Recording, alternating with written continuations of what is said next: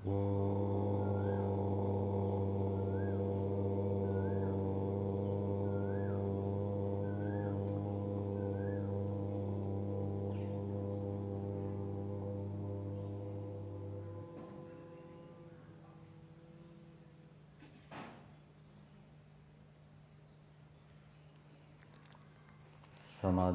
धार्मिक सज्जन वृंद, आज यजुर्वेद का 34वें अध्याय का मंत्र संख्या 34 का स्वाध्याय किया गया। वेद अथवा ईश्वरीय वाक, वेद वाणी को यजुर्वेद के एक मंत्र के अंदर बताया गया है। सा विश्वायुः, सा विश्वकर्मा, सा विश्वधाया। अर्थात ईश्वरीय वाणी कैसी है? विश्वायु, जो वेदों के अनुकूल चलता है वो संपूर्ण आयु को प्राप्त करता है, संपूर्ण आयु को देने वाली है। विश्वकर्मा, वेदवाणी के अंदर सभी मनुष्यों के लिए, कोई भी मनुष्य चाहे किसी भी आश्रम में हो, वर्ण में हो, सबके लिए कर्मों का विधान किया गया है। इसलिए ये वेद वाणी, ईश्वरीय वाक विश्वकर्मा है। सब मनुष्यों के कर्मों का विधान जिसके अंदर किया गया है। और विश्वधाया, संपूर्ण जगत को, संपूर्ण संसार को विद्या आदि शुभ गुणों और सुखों से धारण करने वाली है। आज के मंत्र के अंदर जो विधान किया गया है वो सभी मनुष्यों के लिए है, और इसके अनुकूल यदि मनुष्य व्यवहार करेंगे तो वो पूर्ण आयु को प्राप्त करेंगे, संपूर्ण सुखों को प्राप्त करेंगे, विद्या आदि गुणों से युक्त होंगे। मंत्र है प्रातरग्निम प्रातरिंद्रम हवामहे प्रातर्मित्रा वरुणा प्रातरश्विना प्रातर्भगं पूषणं ब्रह्मणस्पतिं प्रातः सोममुत रुद्रम हुवेम। इस मंत्र के देवता दिए हैं अग्नि आदयः लिंगोक्ता देवता। अर्थात मंत्र के अंदर जो अग्नि है, इंद्र है, मित्रा वरुणा है, अश्विनौ है, रुद्र है, सोम है, इनको मंत्र के देवता समझने चाहिए। इस मंत्र के अंदर अनेक देवता हैं, अनेकों के विषय में बताया गया है। इस मंत्र की भूमिका में दिया है फिर मनुष्य क्या करें, मनुष्यों को क्या करना चाहिए। इस मंत्र के माध्यम से परमेश्वर ने उपदेश दिया है, प्रेरणा दी है मनुष्यों को कि आप क्या करें। तो इस मंत्र के भावार्थ में दिया है, भावार्थ का मतलब जो मंत्र का सार होता है, जो मंत्र का तात्पर्य होता है, जिस प्रयोजन से परमेश्वर ने मंत्र बनाया है वो भावार्थ के रूप में बताया जाता है। तो मनुष्य क्या करें, इसका उत्तर हमें भावार्थ में मिलेगा। भावार्थ में दिया है जो मनुष्य प्रातः काल परमेश्वर की उपासना, तो मनुष्यों को प्रातःकाल परमेश्वर की उपासना करनी चाहिए, ये मंत्र में प्रेरणा दी है। और प्रातःकाल क्या करना चाहिए, ये प्रातःकाल सबके साथ जुड़ेगा। अग्निहोत्र, प्रातःकाल अग्निहोत्र करना चाहिए। परमेश्वर की उपासना का समय अलग है, प्रातःकाल के भी अनेक विभाग हो जाएंगे। सूर्योदय के बाद अग्निहोत्र करेंगे, सूर्योदय से पहले परमेश्वर की उपासना करेंगे।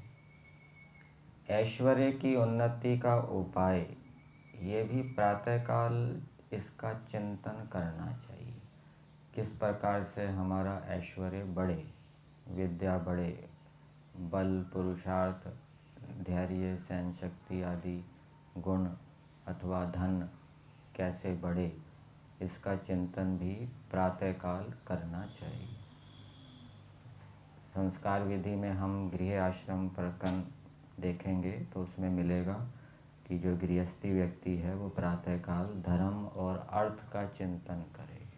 ठीक है, धर्म को जानने का प्रयास करे प्रातःकाल और अर्थ का चिंतन करे। किस प्रकार से मेहनत ईमानदारी से सत्य से धन कमाया जाए, उसको बढ़ाया जाए, इसका चिंतन प्रातःकाल के समय करना चाहिए।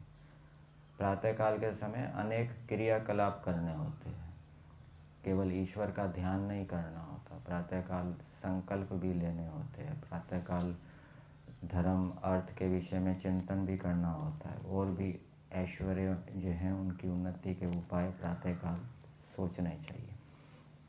और क्या करना चाहिए प्रातःकाल? प्राण और अपान की पुष्टि करना। प्रातःकाल प्राण और अपान की पुष्टि के लिए प्राणायाम करना चाहिए, व्यायाम करना चाहिए, ये भी प्रातःकाल करना चाहिए। अध्यापक, उपदेशक, विद्वानों तथा औषधि का सेवन, ये भी प्रातःकाल करना चाहिए। प्रातःकाल औषधि ऐसा बताते हैं, आयुर्वेदिक औषधि प्रातःकाल ली जाए तो उसका दूसरे समय की अपेक्षा कई गुना अधिक लाभ होता है।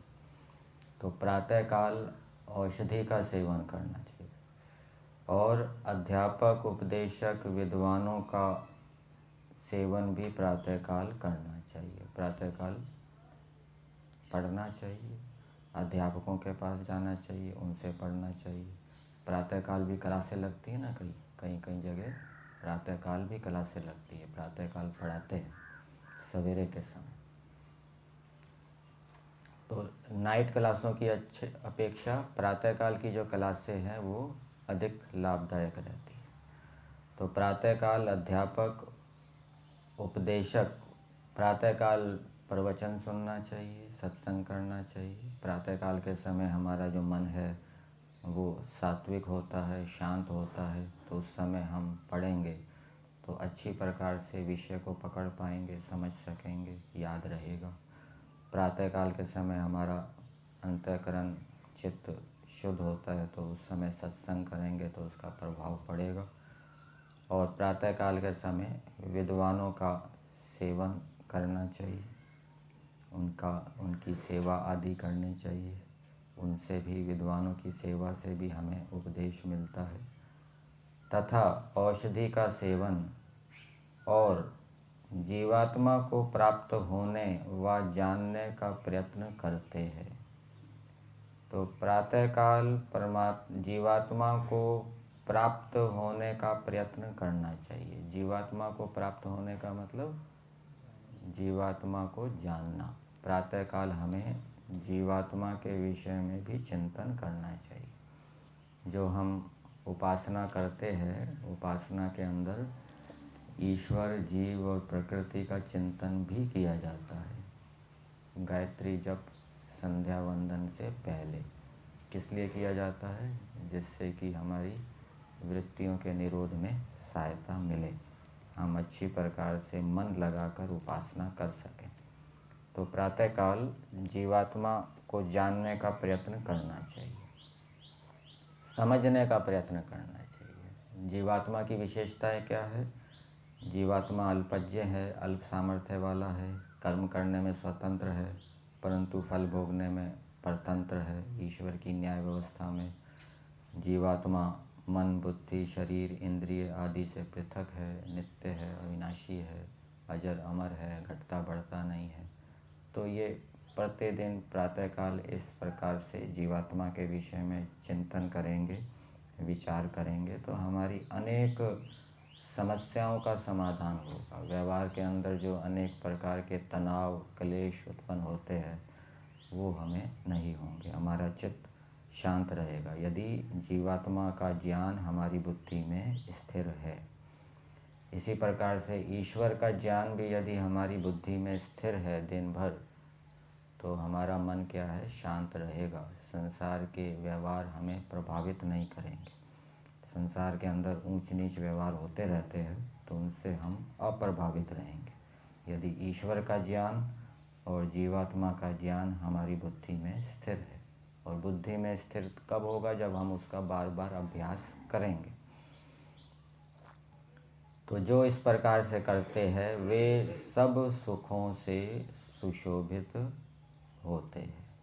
तो परमेश्वर की इस मंत्र के माध्यम से मनुष्यों को प्रेरणा है कि मनुष्य प्रातःकाल का समय आप ब्रह्म मुहूर्त से लेकर जब तक सूर्योदय ना हो जाए, सूर्योदय के बाद भी कुछ समय तक रहेगा, तो ये प्रातःकाल का समय होता है। इसमें अनेक हमें क्रियाकलाप करने चाहिए। ईश्वर की उपासना, अग्निहोत्र, धर्म अर्थ का चिंतन, ऐश्वर्य की उन्नति का उपाय, व्यायाम, प्राणायाम, भ्रमण भी प्रातःकाल का विशेष लाभदायक होता है। और पढ़ना भी प्रातःकाल चाहिए, प्रातःकाल सत्संग करना चाहिए, औषधि का सेवन प्रातःकाल करना चाहिए, और प्रातःकाल जीवात्मा के स्वरूप का भी चिंतन करना चाहिए। अब मंत्र के शब्दों को देखते हैं। प्रातरग्निम प्रातरिंद्रम हवामहे। इस मंत्र के अंदर कुछ विद्वान लोग जो प्रातःकाल ईश्वर की उपासना करते हैं, जो प्रातःकाल ऐश्वर्य की उन्नति का उपाय विचारते हैं, धर्म अर्थ का चिंतन करते हैं, जो प्रातःकाल अग्निहोत्र करते हैं, वो दूसरे मनुष्यों को कह रहे हैं। क्या कह रहे हैं? पदार्थ में दिया है, हे मनुष्यों, जैसे हम लोग क्यों आ गया? हवामहे, ये उत्तम पुरुष बहुवचन, कर्ता नहीं दिया, लेकिन क्रिया को देखकर, संस्कृत की ये विशेषता है कि क्रिया को देखकर हम कर्ता को जान सकते हैं सर्वनाम के रूप में। तो जैसे हम लोग प्रातःकाल अग्निम, पवित्र व स्वयं प्रकाश स्वरूप परमात्मा व अग्नि को हवामहे ग्रहण करें व बुलावें। दो अर्थ किए हवामहे। विद्वान लोग कह रहे हैं कि जैसे हम प्रातःकाल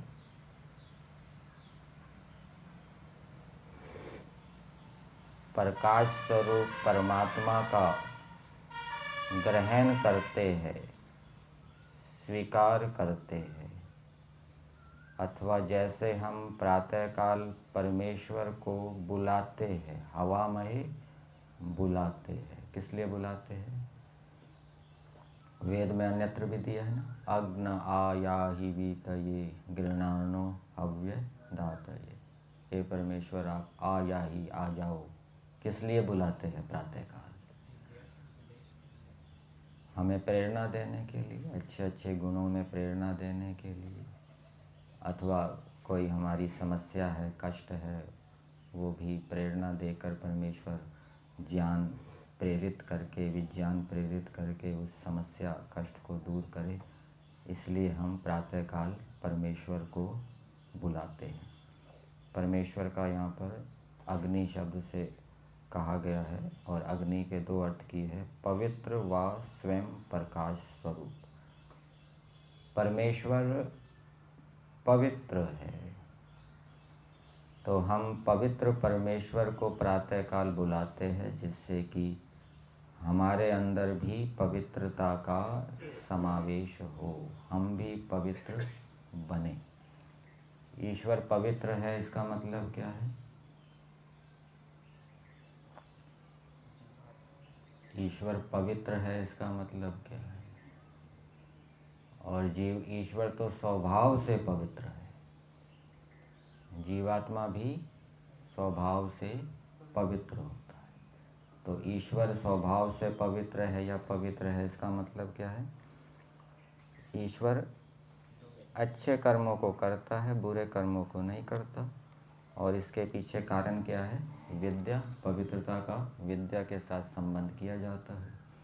और जीवात्मा में जो अपवित्रता उत्पन्न हो जाती है, जीवात्मा यद्यपि स्वभाव से तो पवित्र है लेकिन अपवित्र हो जाता है, निमित्त के कारण से होता है, स्वभाव से नहीं होता। और निमित्त क्या है?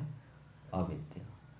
तो ईश्वर पवित्र है अर्थात विद्वान है, विद्या से युक्त है।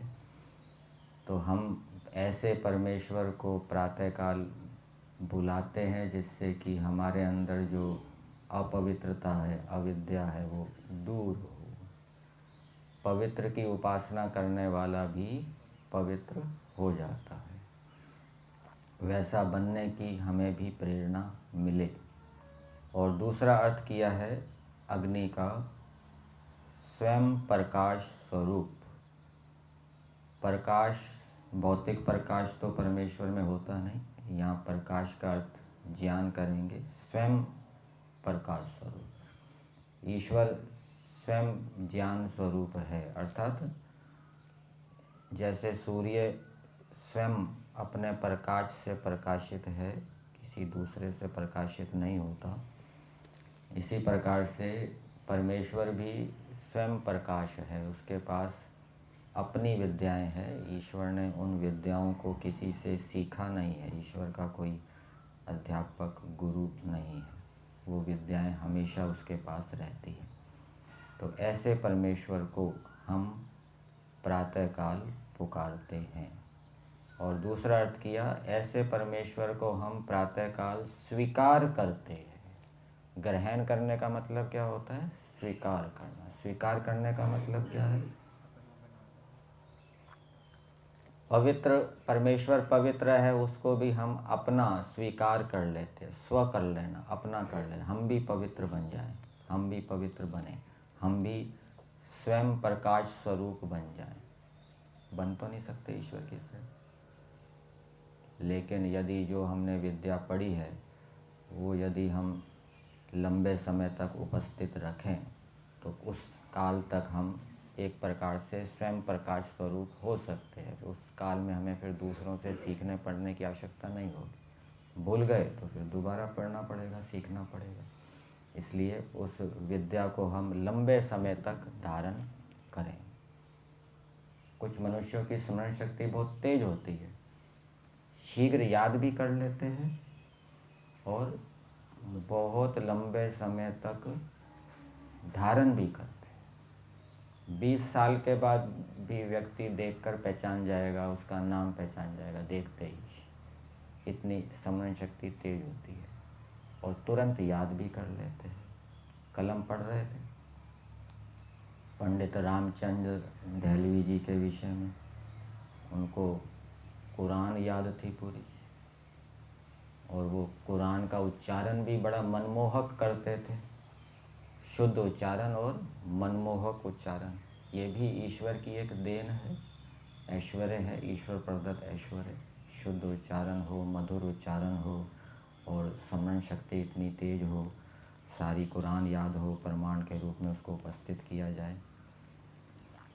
तो विद्या यदि हमारे पास लंबे समय तक धारण रहेगी, स्मरण शक्ति अच्छी होगी, तो फिर हमें फिर बार बार दूसरे से सीखने पढ़ने की आवश्यकता नहीं होगी। फिर हम ईश्वर के समान दूसरों को देते रहेंगे उतने लंबे काल तक। ऐसा नहीं अब जिसकी स्मरण शक्ति कम होगी वो बस पढ़ेगा फिर भूल जाएगा, दूसरे को पढ़ाना पड़ेगा तो फिर दोबारा उसको तैयारी करनी पड़ेगी, फिर दोबारा पढ़ाना पड़ेगा, दोबारा तैयारी करनी पड़ेगी। और जिसकी स्मरण शक्ति अच्छी होगी वो कहेगा आओ जी पढ़ लो, कभी भी आ जाओ, और बाकी समय वो दूसरे परोपकार के काम करता रहेगा, कर पाएगा ना दूसरा। जिसकी स्मरण शक्ति अच्छी नहीं होगी वो बेचारा पढ़ने पढ़ाने में लगे रहेगा, बार बार दोहराता रहेगा, बार बार पढ़ता रहेगा। और स्मरण शक्ति अच्छी है तो पढ़ने पढ़ाने का काम भी चलता रहेगा, दूसरा परोपकार का कार्य भी चलता रहेगा। फिर आगे लिखा है प्रातः, ये हो गया प्रातः अग्निम हवामहे। अब दूसरी बात लिखी है, प्रातः इंद्रम हवामहे। इंद्र का अर्थ किया है ऐश्वर्य। इंद्र शब्द परमेश्वर के लिए भी आता है, तो उस परिप्रेक्ष्य में क्या अर्थ किया जाता है? संस्कार विधि में भी इसका अर्थ किया है ईश्वर परक अर्थ। वहाँ पर इंद्र का क्या अर्थ किया है? ऐश्वर्य युक्त अथवा ऐश्वर्य को देने वाला। यहाँ पर ईश्वर परक अर्थ नहीं किया, यहाँ इंद्र का अर्थ ऐश्वर्य ही किया है।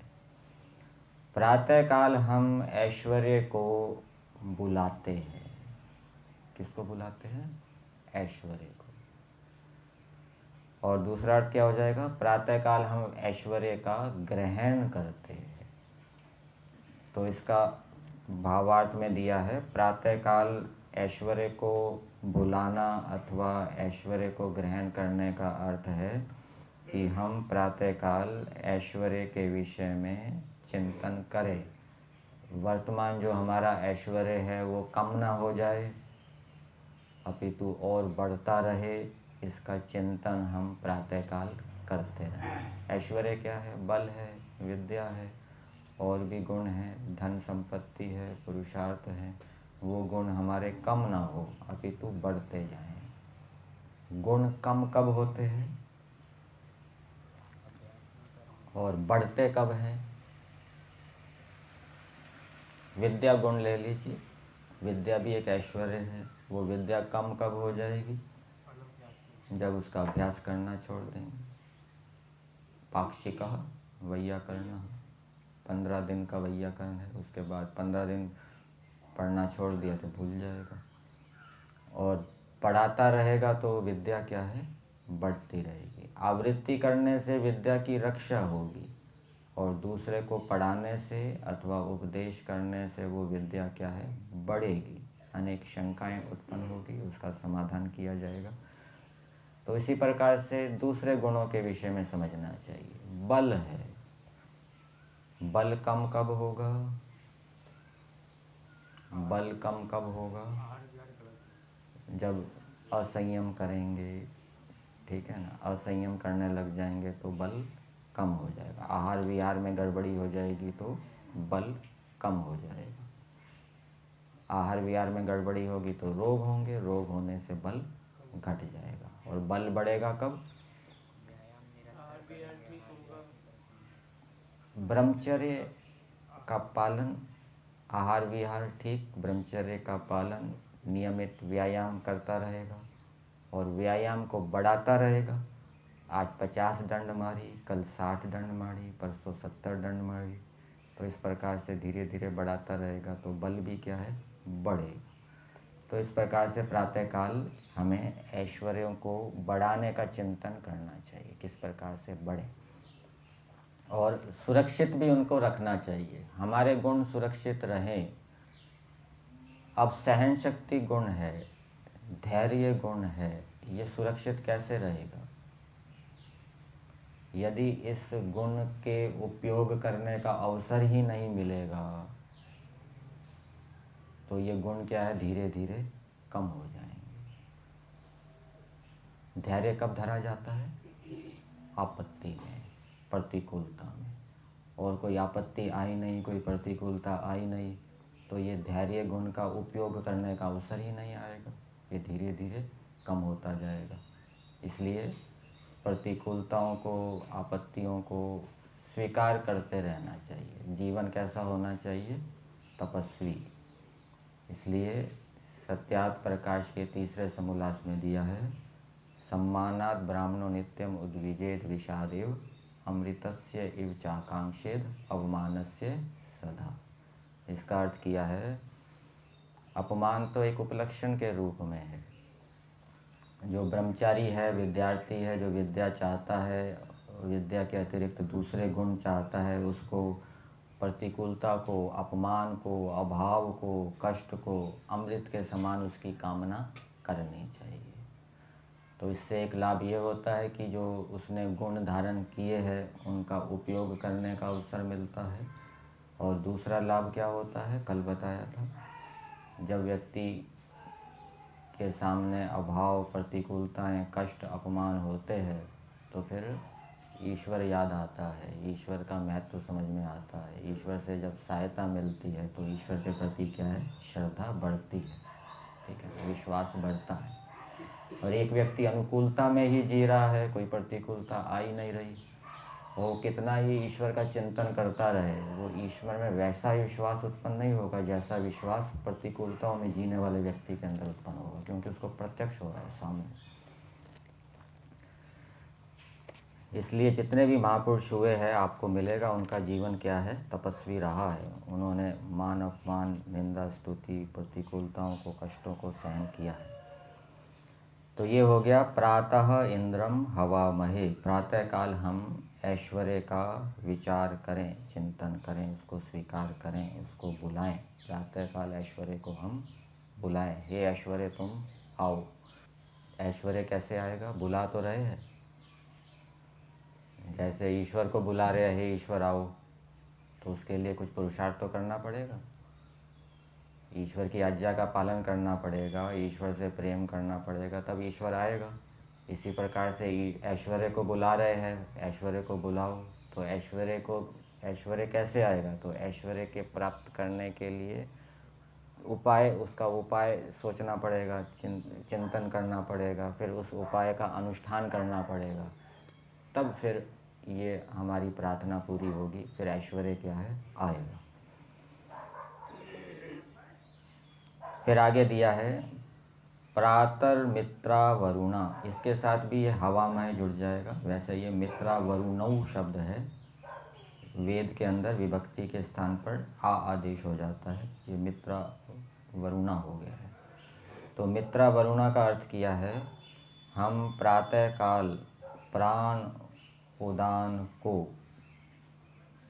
स्वीकार करते हैं। प्रातःकाल हम प्राण उदान को बुलाते हैं। प्राण उदान को बुलाने का मतलब हम बलवान पुष्ट प्राण उदानों को हम प्रातःकाल बुलाते हैं, ठीक है। तो वो कब आएंगे, जब प्राणों को पुष्ट करने की जो क्रियाएं हैं उनको हम करेंगे, उनको करने पर वो जो प्राण पुष्ट प्राण और उदान है वो प्रातःकाल हमारे पास आएंगे। फिर आगे दिया है प्रातः अश्विना। अश्विना का अर्थ दिया है अध्यापक और उपदेशक। प्रातःकाल हम अध्यापक और उपदेशकों को बुलावें, हम उनको प्रातःकाल बुलावें अथवा उनका ग्रहण करें, स्वीकार करें। तो अध्यापक और उपदेशकों को स्वीकार करने का मतलब है उनके अंदर जो अच्छी अच्छी विशेषताएं हैं, अच्छे अच्छे गुण हैं, उनको हम धारण करें। अध्यापकों और उपदेशकों को बुलाने का मतलब है, स्वीकार करने का मतलब है कि उनके जो उपदेश हैं, उनकी जो आज्ञाएं हैं, उनको हम जीवन के अंदर लाएं, व्यवहार के अंदर लाएं। ये है प्रातःकाल हम अध्यापक और उपदेशकों को ग्रहण करते हैं, स्वीकार करते हैं, बुलाते हैं, ठीक है। और स्वीकार करने के लिए उनके उपदेश भी हमें पता होना चाहिए, तो वो भी साथ में जुड़ जाएगा। हम प्रातःकाल अध्यापक और उपदेशकों के वचनों को सुनें, उनका संग करें। उनका संग करेंगे तो हमें उनके गुणों का बोध होगा, उनके अंदर ये विशेषताएं हैं। उनका उपदेश सुनेंगे, उनसे पढ़ेंगे तो उनकी आज्ञाओं का बोध होगा, तभी तो उनको हम व्यवहार के अंदर लाएंगे। तो ये बात भी उसके साथ जुड़ी रहेगी। तो प्रातःकाल हम अध्यापक और उपदेशकों को ग्रहण करें, बुलावें। फिर आगे दिया है प्रातः भगम पोषणम ब्रह्मणस्पतिम। भगम का अर्थ दिया है सेवन करने योग्य भाग, पोषणम पुष्टिकारक भोग, धन को और वेद के रक्षक को हम प्रातःकाल स्वीकार करें। सेवन करने योग्य भाग, भगम का अर्थ किया है सेवन करने योग्य भाग, अर्थात जो हमारे हिस्से का पदार्थ है जो कि सेवन करने योग्य है, उसको हम प्रातःकाल सेवन करें। इसको यदि हम इसके साथ जोड़ें पुष्णम के साथ, पुष्टिकारक भोग। प्रातःकाल हमें पुष्टिकारक पदार्थों का सेवन करना चाहिए। प्रातःकाल शराब आदि नहीं पीनी चाहिए, बीड़ी आदि नहीं पीनी चाहिए। बहुत से लोग सवेरे सवेरे बीड़ी सिगरेट पीते हैं, शराब पीने वाले भी मिलेंगे। सवेरे सवेरे ये जो पिज़्ज़ा आदि होते हैं बने बनाए बाज़ार से मिलते हैं, ठीक है ना, वो खाते हैं। तो ऐसे पदार्थों का सेवन नहीं करना चाहिए। कोई सवेरे सवेरे चाय पीते हैं तो ये पुष्टिकारक भोग नहीं है। तो प्रातःकाल क्या है, दूध आदि का सेवन करना चाहिए। दूध, दलिया आदि है जो हमें पुष्टि को देने वाले हों। ये पुष्णम का अर्थ किया, प्रातःकाल पुष्टिकारक। और ये भी बताते हैं कि प्रातःकाल सूखा मेवा लेना चाहिए, ठीक है। भिगोकर बादाम खाते हैं ना, प्रातःकाल खाते हैं, रात को बादाम भिगो देते हैं, सवेरे उसको खाते हैं। बादाम की आकृति कैसी होती है, आँख जैसी होती है। तो बादाम आँख के लिए अच्छा होता है, दिमाग के लिए भी अच्छा होता है। तो और भी दूसरे मेवे हैं, उनको भिगोकर प्रातःकाल लेना चाहिए। शरीर की प्रकृति को देखते हुए जिसको सीधा अनुकूल हो वो सीधा ले। और सेवन करने योग्य भाग, प्रातःकाल हम अपने सेवन करने योग्य अपने भाग का सेवन करें, दूसरे भाग का सेवन ना करें। अर्थात न्याययुक्त पदार्थों का ही सेवन करें, अन्याय से किसी पदार्थ का सेवन ना करें। क्योंकि प्रातःकाल यदि गड़बड़ करेंगे, अन्याय करेंगे तो उसके संस्कार प्रबल पड़ेंगे, फिर दिन भर भी वो अन्याय करता रहेगा, गड़बड़ी करता रहेगा। इसलिए प्रातःकाल भी उसको मेहनत ईमानदारी से काम करना चाहिए। बहुत से लोग आपको मिलेंगे संसार के अंदर जो सवेरे उठते ही बेईमानी शुरू कर देते हैं, झूठ बोलना शुरू कर देते हैं, मिलावट करना शुरू कर देते हैं। दूध में भी मिलावट कर देते हैं ना, पानी आदि मिला देते हैं। ये सवेरे सवेरे ऐसे काम नहीं करने चाहिए। सवेरे सवेरे तो कम से कम अच्छे काम करो। दूध का धंधा तो आचार्य सवेरे का ही है। शाम को भी तो होता है, शाम को भी दो समय का होता है। शाम को भी निकालते हैं, सवेरे भी निकालते मुख्य हैं। रूप से सुबह का ही होता है। मुख्य क्या होता है, शाम को भी तो मुख्य है, सुबह को दो समय देती है ना। 5 बजे उठ करके वो करते हैं। आगे देखिए, ब्रह्मणस्पतिम, प्रातःकाल हम ब्रह्मणस्पति का स्वीकार करें। ब्रह्मणस्पति के क्या अर्थ दिया है, धन को, वेद के रक्षक को हम प्रातःकाल स्वीकार करें। ब्रह्मणस्पति का अर्थ संस्कार विधि में क्या दिया है, अपने उपासक वेद और ब्रह्मांड। वहाँ ब्रह्मणस्पति का अर्थ परमेश्वर परक किया है। और क्या अर्थ किया है, वेद, अपने उपासक और ब्रह्मांड का रक्षक परमेश्वर। ब्रह्म के 3 अर्थ किए हैं। ब्रह्म का एक अर्थ किया है वेद, ब्रह्म का दूसरा अर्थ किया है संसार, और ब्रह्म का तीसरा अर्थ किया है ब्राह्मण, जो परमेश्वर का उपासक है। और यहाँ पर ब्रह्म का क्या अर्थ किया है, धन और वेद। यहाँ एक अर्थ अतिरिक्त कर दिया है। ब्रह्म का अर्थ वेद तो वहाँ भी किया है, यहाँ ब्रह्म का अर्थ किया है धन। तो धन को और वेद के रक्षक को, धन के, ये दोनों के रक्षक दोनों के साथ जुड़ जाएगा। प्रातःकाल हम धन के रक्षक और वेद के रक्षक को हवा महे स्वीकार करें, बुलावें। वेद का रक्षक यहाँ पर दिया नहीं है, इसको हम परमेश्वर के साथ भी जोड़ सकते हैं। परमेश्वर भी धन का रक्षक है। एक तो होती है धन की रक्षा, एक होती है धन की वृद्धि। जैसे विद्या की रक्षा और विद्या की वृद्धि। विद्या की रक्षा आवृत्ति से होती है और विद्या की वृद्धि पढ़ाने से होती है, उपदेश से होती है। धन की रक्षा किससे होती है और धन की वृद्धि कैसे होती है, धन कैसे बढ़ता है, आदान प्रदान धन को यदि हम अच्छे कार्यों में लगाएंगे, परोपकार के कार्यों में लगाएंगे, वेद के अनुकूल सुपात्रों को यदि दान देंगे तो उससे धन क्या है, बढ़ेगा। ये ईश्वर की व्यवस्था है। और धन का यदि हम दुरुपयोग करेंगे, गलत कार्यों में लगाएंगे, दुष्टों को देंगे, जो पात्र नहीं हैं उनको देंगे, संसार की हानि करने वाले कार्यों में लगाएंगे तो उससे धन क्या है, घटेगा। और धन की रक्षा कैसे होगी, उसको सुरक्षित रखो, चोर डाकुओं से बचाओ, सिक्योरिटी गार्ड रखो, ठीक है ना, बैंक में जमा करो, वहाँ पे क्या है, धन की रक्षा हो इस रूप में। तो धन का जो रक्षक है उसको हम प्रातःकाल बुलाते हैं, पुकारते हैं।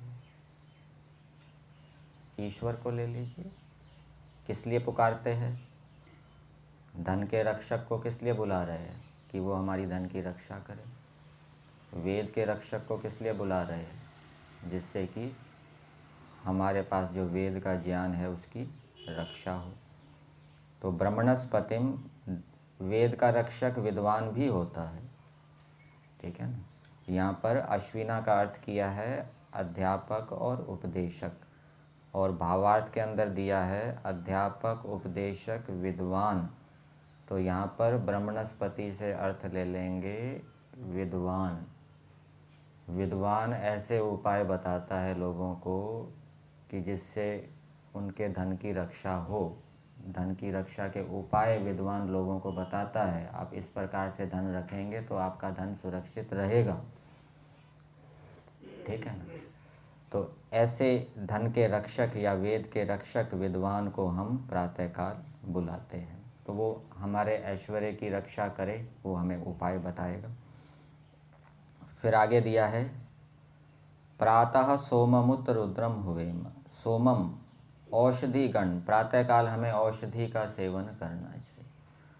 और ये जो आयुर्वेदिक औषधि आप लेते हैं गोली के रूप में होती है, उसको सीधा मुंह में नहीं डाल देना चाहिए, उसको चबा कर डालना चाहिए।